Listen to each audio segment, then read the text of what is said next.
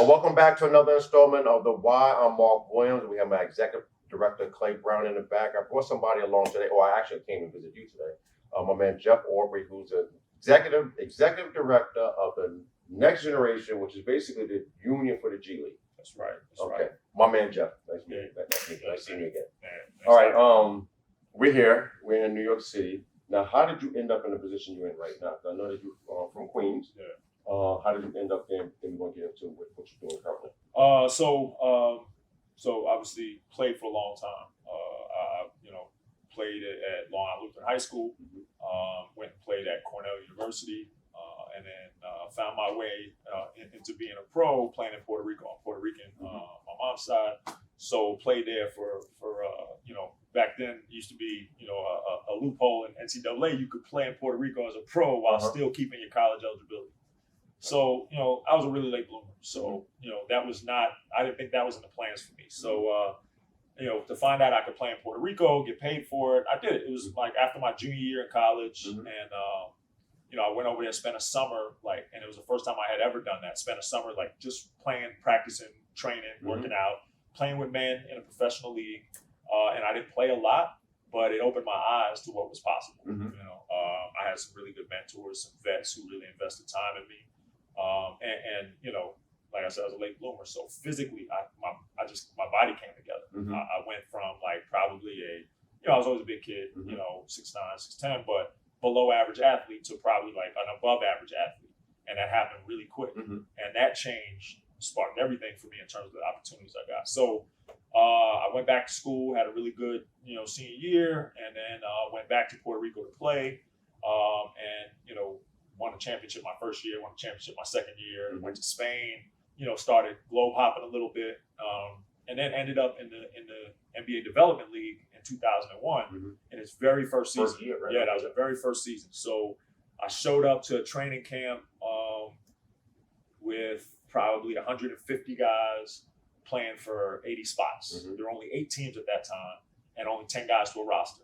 So, it was the who's who of college basketball that had not gone to the league. Right.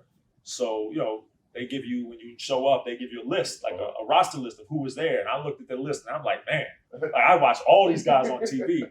And I don't know how the hell I got here. But look, with 2 years of playing overseas under my belt, I stepped in and I knew how to play. And I was able to put all that on display, more than hold my own. I got drafted and they did 8 rounds. So I was the first pick of the 5th round. I went to the Fayetteville Patriots. I played with, that year, I played with Chris Anderson, who was the first call-up from in the NBA D League then, right? He went to, I think, Denver called him up. So, it was exciting. Tattoo Chris. Yeah, but this is before the tattoos. Okay, Chris. This is regular Chris. Before the tattoos, he was super young. Came out of a community college. Maybe went overseas for a little bit, but was really young kid then, good kid, but was still figuring out how to play. Super athletic. We were in training camp and we're doing all the things, one-on-one in the post, right? So, I don't know him, he don't know me, but we're doing one-on-one in the post, and the first play, I'm backing him down and he kind of lets me. So I was like, all right. So I went to drop the little jump hook. And he went and got it. Punched it. Oh, I was like, damn. All right. Yeah, all right, okay. So next play, I pump faked him and dunked it on him. But that first block, boy, that shows you where he was in terms of his physical. Yeah. So he stayed in the league for maybe a couple of weeks before he got called up. And I was stuck for 15 years, won championships, had an incredible career. But that first year of the league, we were all just hungry, thinking this is the way to get in the league. And for some of us, it worked out that way. For some of us, it didn't. For me, it gave me credibility. It gave me confidence, right? Because I realized the level. It helped me know where I was in terms of the pecking order and talent. I got invited to a couple NBA team workouts during the summer. So my Knicks were the first ones to call, which, that feeling, man, having a GM and my agent talked to me on the phone. I mean, I was speechless. For an hour, I couldn't say anything. I was just shocked. So, went and worked out with the Knicks, went and worked out with the Raptors, still playing in Puerto Rico, ended up coming back for another season. That first season I was all league honorable mention. Tiny Archibald was my first coach there, with Sam Worthen, who, New York City legends, both of them. Yeah, we were definitely in the building. So great experience overall, and ended up being like the best business decision I made. Right. So, I played a total of 18 seasons as a pro. And then, fast forward when I'm trying to make my transition to the real world after playing, I had a connection to the league that came through the G League, that came through the D League when I was there. Right. So I knew executives in the NBA. I knew player development staff. I had that connection to kind of lean on to help me figure things out. I knew I wanted to be in basketball. So I started my transition probably 3 years before I was really all the way done. I started doing a lot of informational interviews, which means I was just calling folks up who I already knew or connecting to folks who, were in that network and like, what do you do? How do you do it? How'd you get here? A lot of those kind of questions. And then, I realized, all right, it's been a long time since I was in school. So I had to kind of refresh and rebrand myself. So I went to grad school at Columbia. So, it was like, I was playing what I thought would be my last season in Puerto Rico while like looking at applying to schools. I connected with, the program director at the Columbia graduate program, applied, I got in. So I went to Columbia after I played what I thought was going to be my last season in 2015.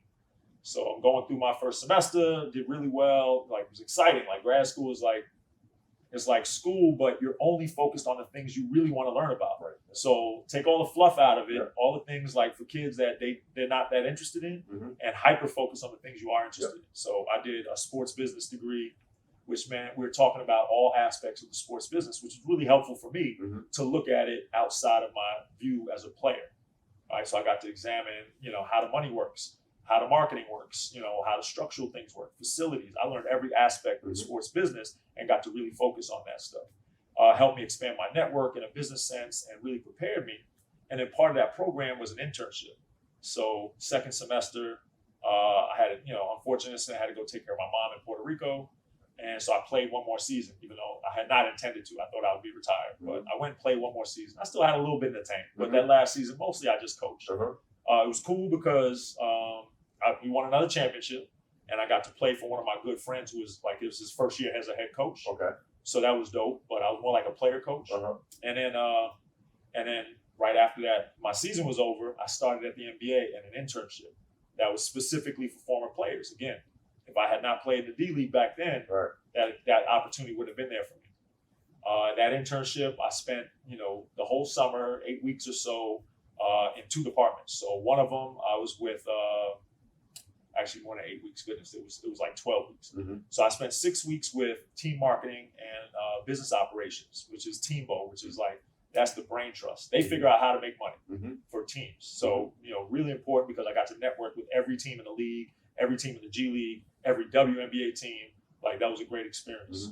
And then I went to the G League basketball operations group. So thinking about how to grow the game, how to make sure it's competitive, how to make sure it's a good situation for players, all of those things. So those were my experiences. While I was doing those 2 things, which that was my focus, player development, which is the department that ran the internship, they had an opening. So one of my mentors, Dr. Janice Hilliard, was deciding to step away. So at that time, there's an opportunity. Now, being a former player in the league office, they call you for everything.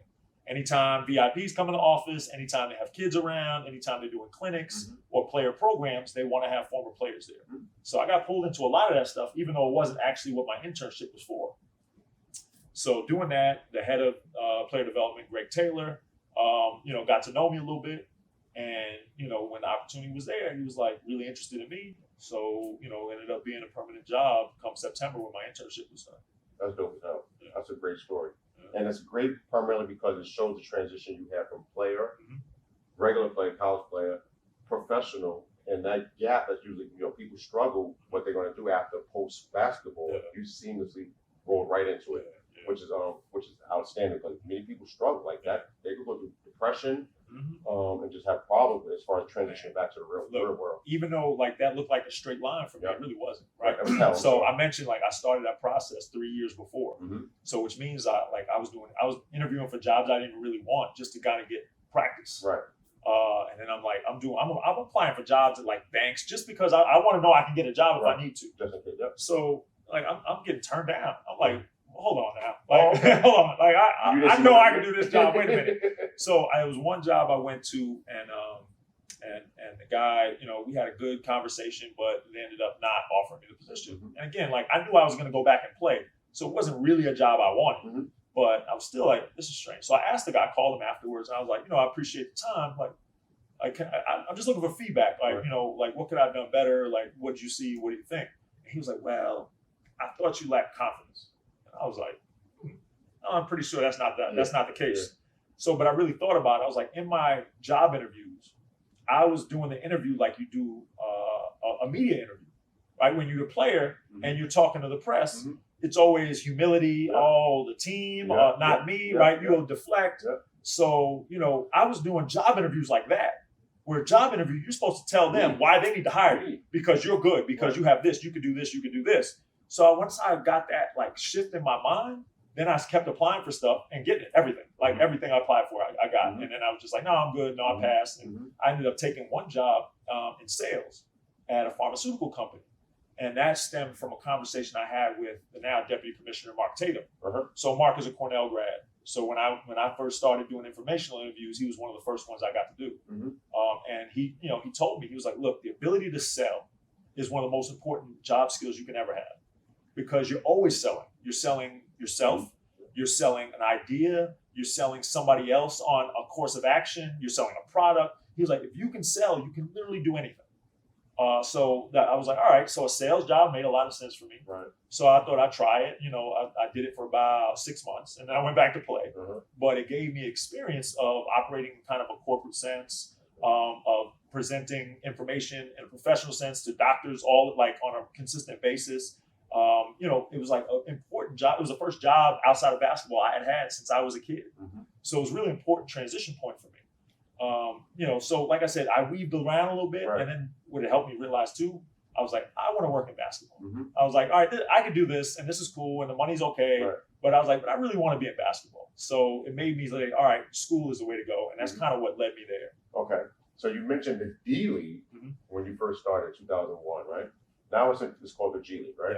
Tell me the importance of, you mentioned it, but tell me the importance of the G League. What does it serve currently, and how you, in your position as executive director of the union, is facilitating the growth of the G? So the G League right now is robust, right? You're talking about, we have 31 teams, and next season we're going to have 32. So we have more teams than NBA teams. Okay. So right now we have 30 NBA teams, right? Phoenix, who is coming in for next season, will have their own G League teams. And then you have 2 independent teams. So Team Ignite, which is meant to develop young talent, like guys who are not draft eligible yet. And then you have Mexico City, the Capitanes, which is a kind of an experiment in developing a foreign market. Right? Mexico City has 22 million people, right? So it's a huge city, huge market. They're basketball fans. And there's an opportunity there to grow another NBA market outside the United States. So 32 teams for next season. You're talking about 10 roster spots per team. So you're talking about 32, 320 players that are at the very top of talent, right? You're talking about the best players in college who are not drafted. You're talking about guys who been out of school 2 years, 3 years, 4 years, 5 years, gone overseas, come back. You're talking about guys who've been in the league, come out of the league, and are trying to get back in. So it is the second best group of talent in the world right now. And it is responsible for the development of young players, because each NBA team gets 3 two-ways. And two-ways will spend the majority of their time actually playing in the G League. So that's 90 players that will be developing, that are NBA players and are developing their game further in the G League. Then you get assignment players, which is, any player in the first couple years of their career that needs to, needs some work, needs to get some reps, right? Most NBA teams don't really practice a lot during the season. So young players will end up not getting any reps, right? Unless you're in the rotation, practice is shoot around. So you go in there, you get some shots up, but you're not playing. And playing is how you grow and develop as a player. And most of these young players, if you're one and done, you played one college season, right? And if you're not in a part of your rotation, you're not getting any playing time. And playing time and that experience is how you figure out how to be an NBA player. So the G League helps them as well in terms of their development process. So you're talking about an opportunity now and a competitive environment where NBA players are being forged every day, right? I think the last numbers said 55% of NBA players on NBA rosters right now have played in the G League. 55%. That's crazy. So if you're a first round draft pick, maybe if you're the top 5 pick, maybe you won't go to the G League, but for the majority of them will. And even this year, I think Scoot went back to the G League. Obviously, he developed with Team Ignite. Right. So Wembanyama obviously is, a star on his team. So you got a couple guys who are a major part of their team's rotation. But for the most part, you're going to go to the G League. And the I guess the phenomenon is like players really appreciate it. It doesn't look like a demotion anymore, right? If I'm sending my first round pick to the G League, I'm gonna send him with my player development coach that's gonna be with him every day. I'm sending him with instructions of what I want him to work on. Like sometimes it's just like, all right, for my team, our NBA team, we're gonna get into a part of the season where I know we're gonna have to start pulling back on minutes for some of our vets, right? Because we want to be healthy going into the playoffs. So that means you're gonna play more. It means I'm going to need you to be able to be the alpha. I'm going to need you to be assertive. I'm going to need you to be aggressive and create offense. So how are you going to learn to do that? In the G League. Because you ain't going to learn it in practice. So you can go to the G League. You're going to be the primary scorer in the G League. And then you're going to come back ready for those minutes. Right? So it's a process that they've found a lot of success in. And, I almost think about, guys in the past who didn't have the benefit of going to the G League, where they couldn't develop, right? Their careers were stunted because they didn't have the opportunity to grow in the way that they needed, particularly if they left college early, which, for the last, 15 years, 20 years almost, like all the best players have left college early, right? So with that trend, you need more time to play. Right. And time to play is only going to happen at the G League level for many of these guys. Now, you mentioned play, and I'm sure that you have a litany of play that you can mention that would benefit or would have benefit from the G. I know us talking prior, you mentioned Thon Maker. Yeah, I know Thon was a great guy and had a really interesting skill set, good size, athleticism. Had a crazy buzz. Yeah, but I thought he was underdeveloped because they never sent him to the G League. I think at that time they weren't that comfortable with it. They tried to keep him close, but I think of him now, kind of out of the league, maybe trying to find his way back in, but never having that opportunity. When he was, because he was a first round pick. And in those years, it wasn't as common for first round picks to be assigned to the G League, where it is now. I think the relationship between NBA teams and their G League affiliates is much closer, much tighter. They see it as a much more important tool than it ever was before. Agreed. So I think it's actually, the G League is why the NBA needs to expand. And they're looking at it very seriously because there's more talent in the league right now than there's ever been. Right? I mean, teams are loaded. You're seeing 2, 3 stars, 4 stars on teams. And with that's happened because players are developing and growing and having the opportunity to grow in the G League. That environment that G League players create, that competitive environment, means you can send your young guys to get meaningful minutes. Yeah, that's similar to what you did in 2001, but the hunger was completely different than it is today, right? By assigning players down to the G, or I shouldn't say down, assigning them to the G League, they develop that hunger that they need to get back upstairs. Yeah. I mean, I think it's also, the G League is way more talented now than I think it was when I played there. Players are probably more talented. I mean, I even look at the kind of talent that's there. When I played, maybe there was 1 or 2 NBA players on the team. Now there's like 6, right? You see guys who've had meaningful NBA experience, guys who had, championships, being in the G League, fighting their way back. I mean, it is, when you go to a G League game, the things you'll notice is how hard these guys are playing and how talented they are and the pace. Like, they play fast. The G League is almost always 5 out because you rarely get any centers in the G League. So you'll see all guards, you'll see a style of play that, that is really impressive in terms of how they get up and down, how they compete, and just like the shot making, the defense. I mean, it's everything. Because look, you are fighting for a job. You are fighting for attention. And the only way to do it is to do the little things, to be competing so hard every night that a scout needs to have you on his list. And, so it's a lot of fun to see. I agree. Now, in your position as the union executive director, how has it been convincing the NBA that you're needed? So, I mean, look, the 92-way players I mentioned are pretty sufficient evidence that the value of the G League has grown, right? Because now they're part of the NBA Players Association. They're a part of the NBA. They're on NBA contracts. 90 guys every year that spend a significant portion of their season playing in the G League. I think the value speaks for itself because there's no way you're investing in that much in those players and that much time to have them down in the G League if it's not working. Right. And again, the numbers: 55% of your players have touched the G League. Like we are an integral part of the road to NBA stardom. Now we just came up the All-Star break. How many, to your knowledge, how many players have been assigned up to the league? It's in the 20s, and there've been a flurry of them in the last couple of days. So I actually don't know the number, but it's easily 24 or 25 at this point. You see a lot of guys getting converted to two-ways because you're seeing two-ways getting converted to full NBA rosters. So you have a couple guys, Gigi in Memphis, who's really had a huge impact, right? And you've seen some two-ways who really like accelerated their growth pretty quickly and have now found their ways into the rotation. So it's exciting to see for a lot of these guys. And then you look at All-Star, right?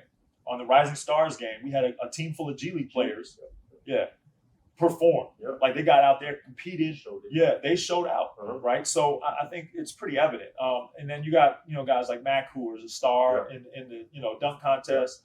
Jacob Toppin, who I think had a really good showing, and like questionable judges, somewhere else he would have been in the finals. I mean, it's what it was, but really impressive stuff. And then we were lucky enough, I think, to have a G League dunk contest and up next game that happened at NBA Crossover at All-Star that was really well attended, super competitive. I mean, a really fun weekend and successful, I think, for my G League members. Do you think the G League dunk contest can beat the NBA dunk contest? I mean, look, dunk contests are tough, right? They're difficult because you got guys who are good in-game dunkers and guys who can do like some dunk contest dunks, right? So we definitely had a couple guys that I think would have done great in the NBA dunk contest. So there's some working on the model that needs to be fixed, but there's definitely the talent and athleticism. You'll find it. Aubry. You will absolutely find it. Now let's go back to, you mentioned the G as far as playing, and you played on a youth level, and you have kids that play on a youth level. We all know you can't get better on the bench, right? And it sounds like, and we all know that the G League provides that opportunity for players to get better. What's your take on youth basketball? I know that the in WNBA, NBA, and the G League have made a concerted effort to reach down to youth. What's your take on youth basketball currently, and what can we do to correct, fix, enhance, whatever the case may be? Yeah, I mean, look, I think participation rates are sky high, and obviously the business side of youth sports has grown, right? It's like quadrupled in the last few years. It's the rise of pay for play. When we were young, there were only a handful of AAU teams in the city, and you had to make the team, and that was all that was required. Once you made the team, you were good, but there were limited spots. Now, as long as you cut a check, you can play AAU basketball, right? That's the difference. So I think the competitiveness is a bit of the problem, right? Is that we've made it more accessible, which is not a bad thing, right? If your kid, even if they do not have the talent to play at the next level, is spending their time playing basketball, competing, learning all the lessons that basketball can teach you, I think that's a win. But you have to have perspective and know that just because you pay the check doesn't mean your kid's going to go to college and get a scholarship, right? That's not a guarantee. So I think it's important that parents keep perspective, because then the kids will have perspective. But if the parents have their heads in the clouds because their kid scored 20 points, in what should be a rec league, but all of a sudden has become an AAU tournament, well, I mean, that's where we're losing, right? But I think the difference is also in the experience for the kids, because when we played, our parents didn't have to cut a check. They were invested in us doing our best, but it wasn't like they're sitting there looking for the ROI of the money they spent, right? Whereas now, parents are on the sideline calculating how much money they spent and what their kid is doing. And if those two things don't add up, they're fussing, right? They're the client, they're the customer, so they're fussing. And I think that damages the process a little bit. Because again, the focus should be what you're learning in that process, right? Like competing, dedicating yourself to something, to improving yourself, going through the process of improving, even the humility that happens when you play against better players and you realize where you are in the pecking order. All that stuff is valuable for your life, not just basketball, right? And those lessons are getting lost by hoop dreams, that everybody's having. So, I think that's a challenge, but look, I love the inclusion. I love the opportunity. I love that kids are dedicating their time, that teams are traveling. I think it's fun, but it's expensive, right? And I think that we need to make it accessible on a socioeconomic state more than just, a pay for play and every talent level can get in. Right. So I'd love to see more community programs giving, inner city kids that, necessarily maybe not be able to cut the check, but still have the opportunities. But we both know that talent trumps all of that. Yes. So if you're good enough, you ain't got to pay, right? We know how that works, right? But I think that, like I said, the life lessons and the life skills that you learn are the most important part. Right. So if we could dial it back a little bit and focus on those things, I think we'd be in a good space. But guys are trying to run businesses, right? And I get it. Yeah. It's we're all trying to find a way, to pay the bills and live our own dreams. I just don't want to do it at the expense of these kids. Right. Now, great segue, because the G League does camps, clinics. You guys go around. I know that the WNBA and the NBA does great camps, right? And the junior Knicks are involved, junior NBA is involved also. What place do you see the G League having in that space as far as helping back, reaching back and helping kids? So I feel like the G League now is weaved into the fabric of basketball culture, right? We have worked really hard, and our members have worked really hard to get where they are. They've learned a lot of lessons, and to be able to share those lessons with a whole generation of basketball players coming up is really important. Right. So, look, the union is newish as far as labor unions go. So we're working on a collective bargaining agreement. We're building infrastructure. But I think clinics and camps would be a great way for us to really dig in to hoop culture and be a big part of it. Mostly because so many of our players in the off season, they train and they coach. They have AAU programs. Like they are, because of the salary differentials, right? They're not getting NBA salaries, they get G League salaries. They are earning a living in the off season using their basketball skills. So I almost think we have better coaches and clinicians, right? Because look, nothing worse than going into a basketball clinic. Such and such player is going to arrive. They show up for 10 minutes. They tell you guys hi. They high five you. They play, knockout with you, and they leave. Right? We have G League players who this is what they do in the offseason. They build businesses, right, of training and coaching and leading teams and developing youth players. So I want to harness that, right, and the ability for them to connect in those communities, connect with these kids, spend a little time with them.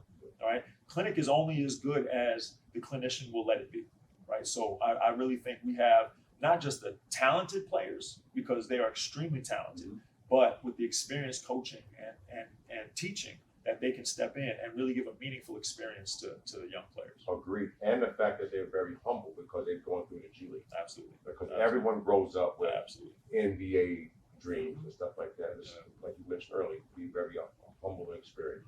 One thing that I like about the G League is that you guys had an all-star extravaganza festival. Can you speak about your Up Next program? Up Next game. So it's essentially our G League All-Star. Okay. So you had 4 teams competing, in kind of almost a pickup game style. So 2 initial games, and then winners face off to championship of the game. So the format is kind of cool. You get into your target score, and then what you saw was guys competing. Like guys were showcasing their talent and they're competing. And if you're not going to compete, you're not going to last past that first game. Really? Right. So I like the format. They did it at NBA Crossover, which I mentioned earlier, which is kind of imagine a basketball festival. Right. They have booths you can see kind of the latest technology. Wilson had a booth where they're showing a carbon fiber basketball. There's sneaker booths. There's all-stars coming through to sign autographs. So within this festival, there's a court in the middle of the conference room. And that's where they had the dunk contest. That's where they had the Up Next game. There's a bleachers on one side. Bleachers were packed. There's seats on the other side, packed, standing room only, probably 5 rows of people standing watching. So it was a really interesting experience. All I can think of is, park tournaments that happen during community days or block parties, and everybody's kind of around, and you get walking traffic. So we had really good crowds. The energy was good, and these guys competed. Like, they showed up to play.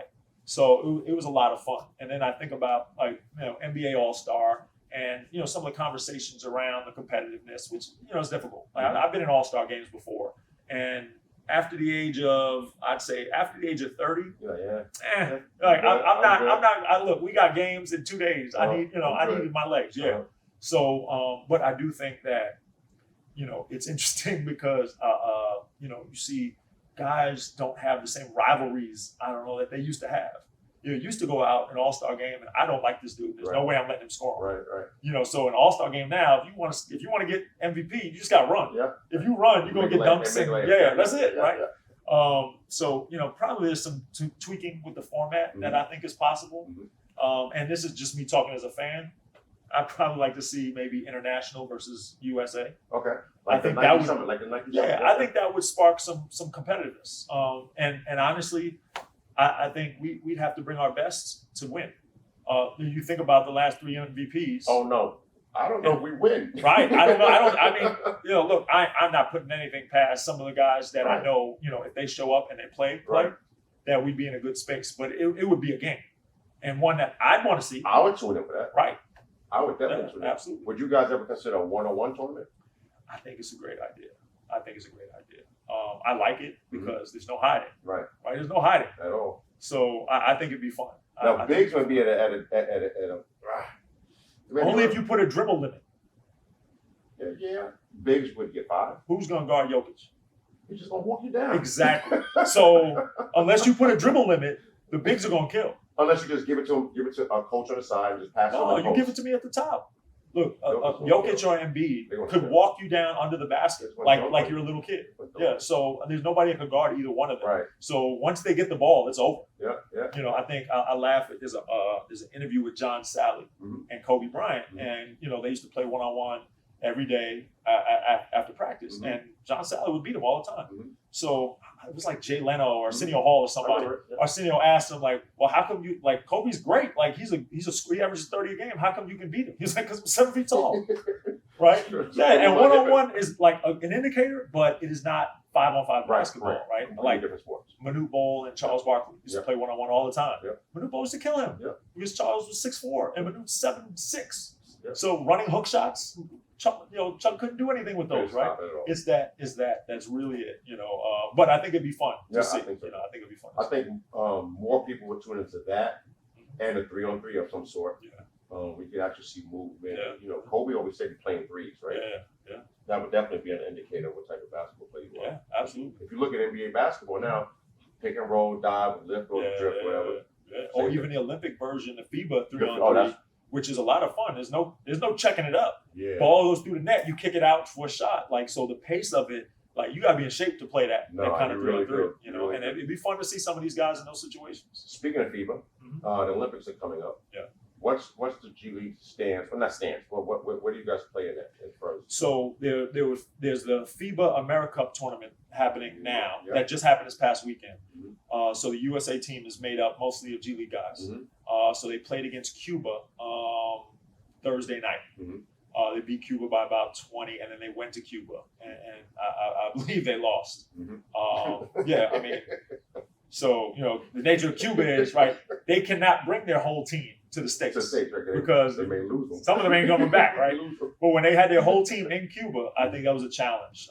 But Cuban professionals, though, for the most of them, right? I mean, they get paid to play. They get paid to play. Yeah, it's not kids. We're talking about grown men. And I went to Orlando and watched the game on Thursday, and Cuba got some bigs, traditional bigs, who are going to sit on that block and go to work. And that's what it looked, man.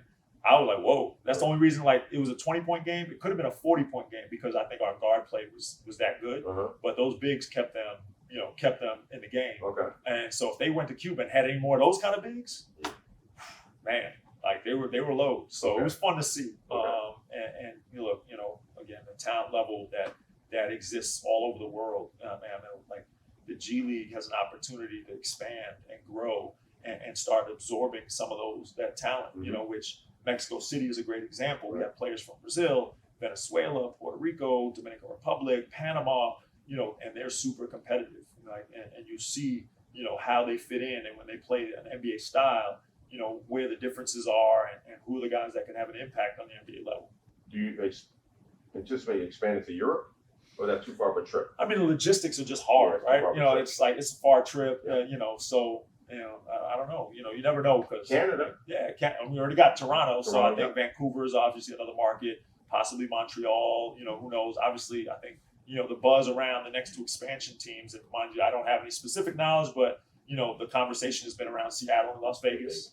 But look, I don't put anything, you know, the league is always in a growth mode, right? They want to expand as much as the talent allows them to expand. And you just see worldwide the talent level growing. Now, the Olympics, I mentioned it a second ago. What is your exact, or you guys have a role in that? Because I know that you mentioned the FIBA stuff. So a couple of our players may be on the 3-on-3 teams. But as far as the men's national team, that's going to be all NBA guys. Absolutely. And that's the old heads coming back. LeBron absolutely. Back. They're going for the gold, and you know, and they're going to bring out all the guys to do it. So. I mean, after last showing, they better get out there. Right. They better get out there. All right, so what's next for you as a professional? I know that you're currently in this state. You can't speak about what the future holds, but what are your all-time aspirations? So, I mean, look, this is a full circle moment for me being head of the union, right? So I've been a member of player unions. I played, obviously, in the G League. You know, I come from a union family. My grandparents, you know, were all in unions. I've been going to union meetings since I was a kid. So I believe in the labor movement. I believe in its capacity to raise families up, working families, to a level, a quality of life that they can be proud of, that their kids can go to college. And that's what I want for my players. I want a G League career to be meaningful. If you played your entire career in the G League, you should be able to raise a family and buy a house, right? So that's part of our goals. We're moving towards a collective bargaining agreement. Hopefully that will establish some standards and you know, help us launch to the next thing. I also want to build out the organization so that, you know, players can leverage it for their own business interests, off-court revenue, even just to provide support. Like, it's really important, I think, to have somebody to lean on when you have questions, when things aren't going well, when you're building a life outside of basketball. So I want the union to be all of those things. And that's what I'm focused on. You know, the next thing will be the next thing, but I really want to do this first before I move on to anything else, because this is that meaningful for me.